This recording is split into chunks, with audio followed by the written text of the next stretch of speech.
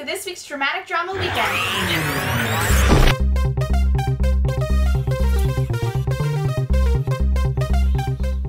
Warning, all fans of Boys Over Flowers will not like this review. Please stop watching this video and turn on double S 501 singing because I'm stupid in concert. If you are unable to hear anyone saying anything opposing your opinion of this drama, like Katie, who opposes Mindy's opinion of this drama because this drama pretty much rocks, and I love puppies. Don't say I didn't warn you. Boys Over Flowers is a story about a poor girl, YunJiKim, who saves a guy's life after he tries to commit suicide, and as a reward she gets to go to the fancy school that he was attending, to keep it kind of quiet that the school wasn't aware of the whole situation. This fancy rich kid's school is Shinhwa. No, not that Shinhwa. Shinhwa is a progressive school made up in this drama. A progressive school for rich kids. At this super rich school is a group of 4 boys known as the F4 who practically own and run the school. Seriously, you never once see a teacher really step into any of these situations. In fact, I don't think I recalled once seeing a teacher. The F4 are not only rich and talented, but they are also major bullies who give red cards to students as a sign to the rest of the student body that now they can start attacking them and basically bully them for the F4 because they're too rich and lazy to bother. This bullying leads to one kid having enough of it. And so he tries to commit suicide by jumping off of a building, which leads to YunJiKim saving him, and now we've come full circle.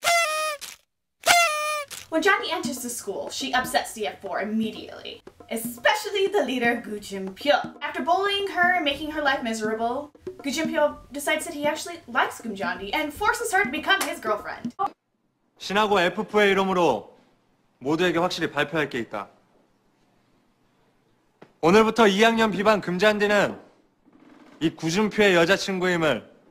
After all of this and many other weird, strange plot twists that came out of nowhere and continued and made the story super long, and ended in the most disappointing way a drama can ever end. Truthfully, the only side story worth talking about was the side story of Gail and Yi-jung. They had the potential of having a really super sweet and basically adorable love story. It started with him being, cool and kind of standoffish, but slightly intrigued by how cool and mean and not impressed Gail was with him. Because all the girls basically fall all over Yi-jung, but she didn't. As the drama continued, it got really cute, and you had Yi-jung helping her when she was really sad after her boyfriend cheated on her, and comforted her when she was crying and bought her stuff. He also saved her life after she was being stupid and wouldn't get out of the way of the very slow-moving snowboarder that was coming right at her. Once again, I said their story could have been cute, and it could have been one of my favorite love stories ever. But then they had to ruin it by making her into a major doormat and trying to help him with his past love, who came out of nowhere, had no reference to her in the beginning or pretty much any time until they wanted to put this plot twist in to make Gael's life miserable. And she completely just falls all over him. She's like, I'll wait for you. Oh, I love you so much. That wasn't her in the beginning, and that wasn't what attracted him to her.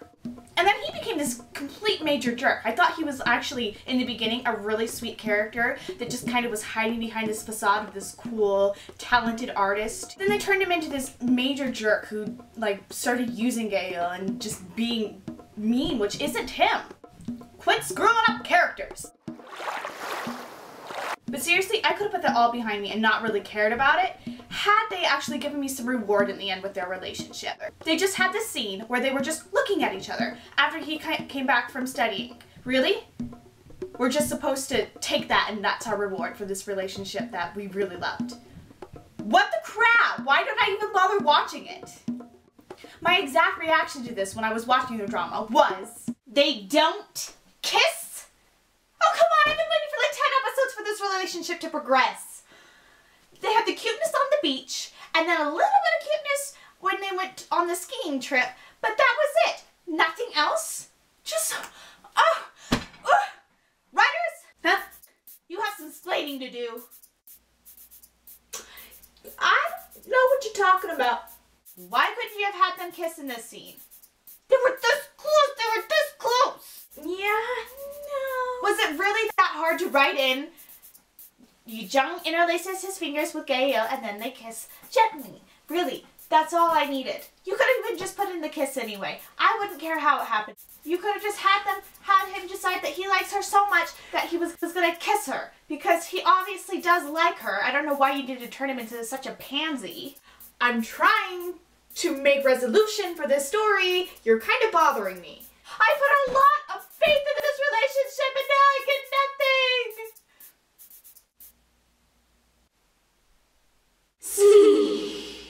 Sleep and forget. All of this makes sense, and you don't need resolution. Oh.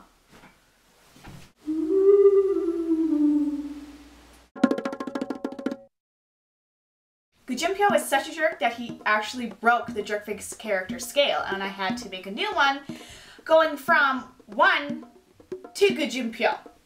He was a rich bully who caused a lot of unnecessary pain to Jeondy, such as the school to attack her after he got mad at her, or making her feel guilty for losing a necklace that he put way too much attachment in the beginning anyway.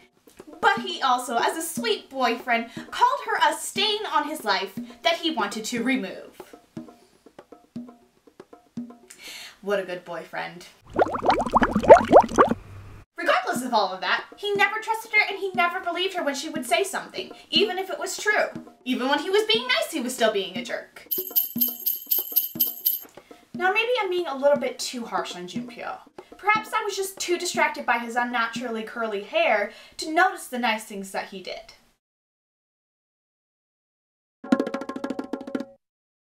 I give the loser nice guy in this drama a rating of, is he pathetic or is he just an artist? He was always there when she was sad. He knew that she was in a relationship with YunJiKim, even though that didn't make sense. Whatever.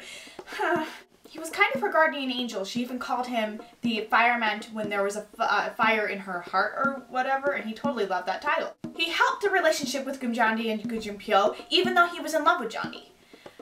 Sounds like a typical nice guy, except for the fact that he kind of sought that out. He kept trying to be involved in her life. He didn't want to stop being her friend or her best friend and to kind of get involved with the drama of their relationship, which most people will have tried to avoid. Now, I'm not sure it was because he enjoyed me because it helped his music or whatever, as artists do, right?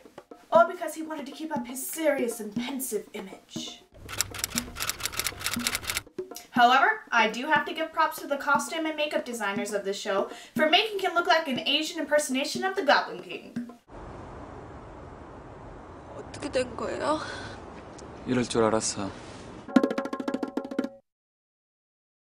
Jeondy started out pretty strong during the drama, but she kind of failed at maintaining her awesomeness halfway through. So I'm gonna have to give her a 2 on the doormat scale. Honestly, someone who can roundhouse kick the jerk face character in the face, I really can't give them a really high title on the doormat scale. It's just kind of too cool. Oh, I wish I could do that so bad. But the fact that she took YunJiKim back after he called her a stain and all the horrible things that his mom did to her family, and pretty much every time he had blamed her for something stupid, it made her a little bit like a doormat. However, I might have to make a brand new scale just for Jeondy. It's called the stupid scale, and I will give her a 1 bajillion out of 1 bajillion on this scale. She was really dumb. Really. You lose your house. You have no family around you, so you decide, well, I guess I can't go to my best friend's house who offered for me to live there with her if ever times got hard. Oh, and I'm not going to go to the F4, who are practically my bodyguards now, and ask one of them for a place to sleep. No. I'm going to go sleep on the streets, because that sounds like a really good idea, and obviously the best choice. And what universe does that make sense, Jeondy? Really? You couldn't have thought of a better option? You could have slept in the hospital that you have been helping with, or you could have asked the owner of the pork shop that you work at if you could stay there. There's other options than sleeping on the street with the hobos, you dramatic little weird person. No, it was not worth my time at all. Even though it did have some nice parts to it, and the F4 were basically awesome. Seriously, they were basically her saving grace. They bought her clothes, they protected her whenever someone was gonna beat her up. They took her on lavish vacations, and they played hide and go seek with her with awesome masks in Venice. It was awesome! You know, now that I think about it, every girl should have a set of the F4 in her life. Are you being terrorized by thugs who pet your head like a puppy? Or just had a rough day and need to go on an expensive vacation at no cost to yourself? Well, with a set of the F4, all of this becomes possible. These attractive rich men will carry, buy, and punch all of your worries away. Act now before they're sold out. Now, the reason why I didn't like the ending. Well, there's a whole list of them, so why don't I just list them off for you? Let's start from the beginning, shall we? No kiss between Gail and YunJiKim. Honestly, I don't even know if they really even got together in the end, because there was no confirmation between him and her whether or not they were together. There was no hug, there was no hand holding. He could have said, yes, I am her boyfriend, when the little kid asked if that's who he was. That's all I needed. Just a couple more lines, people. Then you have the puppy love scenario continuing with Jiu and Gumjandi. You wait for her for 3 years knowing that she's waiting for Gujinpyo. You don't get a life outside of what she's doing. You don't get a girlfriend. And then when she decides that she's going to stay back another year, you're going to stay back another year in school with her just to make her feel comfortable? Will you get a life? Oh, and the best part, she didn't say yes to when Gujinpyo proposed to her. She didn't only not just say yes, she didn't say anything. Not a yes, not a no, not a let's wait a couple more years. They just looked off into the sunset, happy, like in bad westerns. Seriously, am I supposed to be okay with this ending? Because I wasn't. In fact, I feel cheated. My emotions were gypped. Seriously, what was the point of my investment in the show if I do not receive payment for this investment in the end? There is nothing in this world I hate more than a story without resolution. So if you still want to watch this drama after this review, I warn you, the ending sucks eggs and you will forever have a hole in your soul for lack of resolution in this drama. Okay? Thank you for allowing me to make your weekend even more dramatic than it already was. If you'd like to make the request for the next drama I review, go to our website, NamasteDwaejiKim.blogspot.com. Click on Mindy the Prima Donna, and on to the right there's a voting list where you can vote for the next drama that I review.